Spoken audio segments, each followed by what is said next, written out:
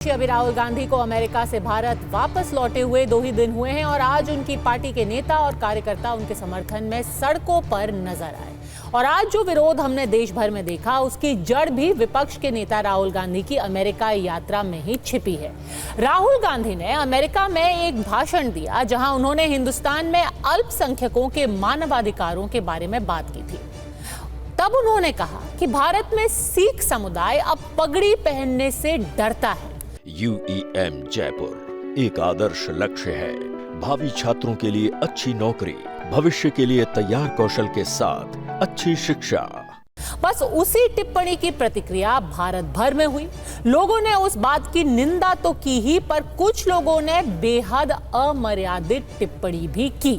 इसी के चलते आज कांग्रेस पार्टी ने इनमें से एनडीए के 4 नेताओं के खिलाफ FIR भी दर्ज कराई है। कांग्रेस के प्रभारी और पूर्व केंद्रीय मंत्री अजय माकन ने सुबह दिल्ली के तुगलक रोड थाने में ये याचिका दी। इसके साथ ही रवनीत सिंह बिट्टू के खिलाफ दिल्ली हाई कोर्ट में एक जनहित याचिका भी दायर की गई है। कांग्रेस का कहना है कि भारत के अंदर राजनीति इससे नीचे नहीं गिर सकती। पार्टी ने यह भी सवाल किया कि भारतीय जनता पार्टी के वरिष्ठ नेता क्यों इस बयान पे पूरी तरह से चुप है, क्यों उन्होंने इस बयान की ना तो निंदा की है, ना इन लोगों के खिलाफ कोई कार्रवाई की है। धमकी बड़ी टिप्पणियों के खिलाफ कांग्रेस ने सड़कों पर भी उतरने का फैसला लिया है। आज दिल्ली में यूथ कांग्रेस की ओर से विरोध प्रदर्शन किया गया।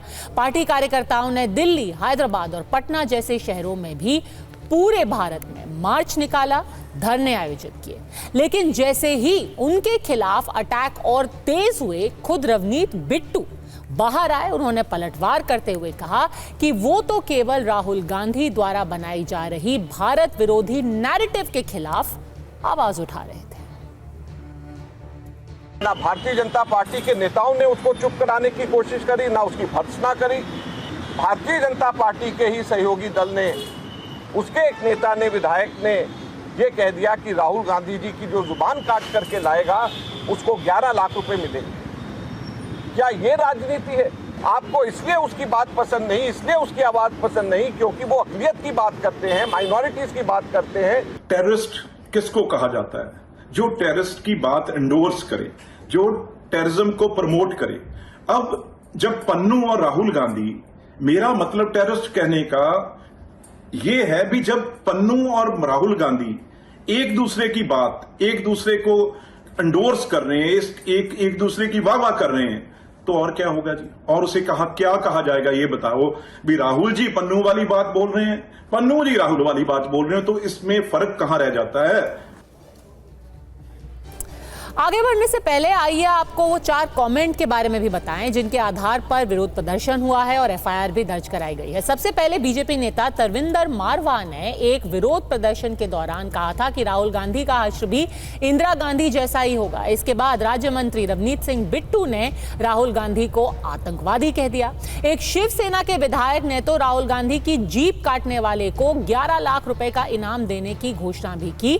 और यूपी के मंत्री रघुराज सिंह ने नंबर 1 आतंकवादी वाली टिप्पणी राहुल गांधी के खिलाफ दोहराई।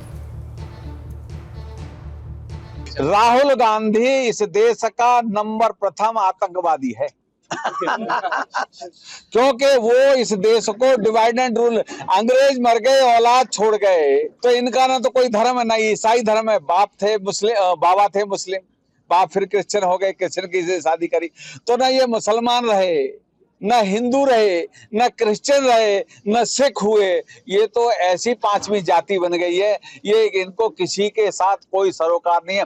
हिंदुस्तान से इनको कोई लेना देना नहीं है। हिंदुस्तान को लुटेरे के रूप में लूटने के लिए आए इटली से लोग, तो इसलिए ये नंबर 1 आतंकवादी। राहुल गांधी बाज आजा, नहीं तो आने वाले टाइम में तेरा भी वो हाल होगा राहुल गांधी, जो तेरे दादी का हाल है। जो देश के दुश्मन जो बारूद, गोली हर टाइम मारने की कोशिश करते हैं, उड़ाने की कोशिश करते हैं, जहाजों को, ट्रेन को, रोड्स को, जब वो लोग राहुल गांधी की सपोर्ट में आ गए, आप अंदाजा लगा लीजिए, राहुल गांधी खुद देश के नंबर 1 टेररिस्ट, अगर किसी को मेरे ख्याल से किस पे इनाम होना चाहिए पकड़ने के लिए, जब देश का सबसे बड़ा दुश्मन जो जिसको लानना चाहिए एजेंसीज को, वो आज राहुल गांधी है। लोकसभेच्या निवडणुकीमध्ये संविधान धोक्यात आहे, संविधानामध्ये हे आपलं आरक्षण संपवणार आहे असा फेक निगेटिव्ह नेरेटिव्ह ठेवून त्यांनी समाजाची मतं घेतली आणि आज ते आरक्षण संपवण्याची भाषा करून आलेत. म्हणजे 100% त्यांना मागासवर्गीयांचं, आदिवासींचं, ओबीसींचं सगळ्यांचं आरक्षण त्या ठिकाणी संपवायचं आहे. या राहुल गांधींनी हे जे शब्द बोलला की आम्हाला आरक्षण संपवायचं आहे, माझं आव्हान आहे की या राहुल गांधीची जो जीभ छाटेल त्याला 11 लाखाचं बक्षीस मी माझ्या वतीने त्या ठिकाणी देईल. तो भारतीय जनता पार्टी ने जो हिंसा की धमकी दी गई या फिर किसी के खिलाफ कोई अमर्यादित टिप्पणी की गई, उससे तो खुद को दूर किया, पर पार्टी ने पलटवार करते हुए ये भी पूछा कि जब प्रधानमंत्री के बारे में ऐसे कमेंट किए जा रहे थे तो कांग्रेस का नेतृत्व चुप क्यों रहा. हरदीप पुरी ने ये भी कहा कि राहुल गांधी ने जो मूल मानसिकता दिखाई है वो सबसे बड़ी समस्या है, क्योंकि ये जिन्ना जैसा माइंडसेट दिखलाता है. आई थिंक ये जो मोहम्मद अली जिन्ना वाली बात थी पुराने ज़माने में जो किया था कि या तो मुझे चाहिए जो मैं चाहता हूं, ठीक है, नहीं तो मैं इसको नष्ट करके रहूंगा सब कुछ, ये तो उस किस्म की माइंडसेट है. नहीं तो आप किसी रीजनेबल आप और हम बैठ सकते हैं, हमारी विचारधारा में कुछ अंतर हो सकता है, but the whole beauty of democracy sit and address these issue. मैं उनसे अनुरोध और अपेक्षा करता हूं कि आप कृपया अपने नेताओं पर अनुशासन और मर्यादा का अंकुश लगाएं, उचित आचरण का निर्देश दे और उचित आचरण निर्देश के अलावा मैं चाहूंगा कि उनके ऊपर सख्त से सख्त कार्रवाई हो और ऐसे लोगों को पार्टी के बाहर निकाला जाए. प्रधानमंत्री जी, गृह मंत्री जी चुप्पी धारण किए हुए हैं. क्या ये माना जाए कि इनकी सबकी नॉलेज के अंदर ये सब कुछ हो रहा है और जानबूझकर चुप्पी धारण किए हुए हैं, तो और भी ज़्यादा दुर्भाग्य की बात है. अब भी समय है कि प्रधानमंत्री मोदी जी को, गृह मंत्री अमित शाह जी को ऐसे तत्वों के खिलाफ एक्शन करना चाहिए. इनकी जगह जेल में होनी चाहिए.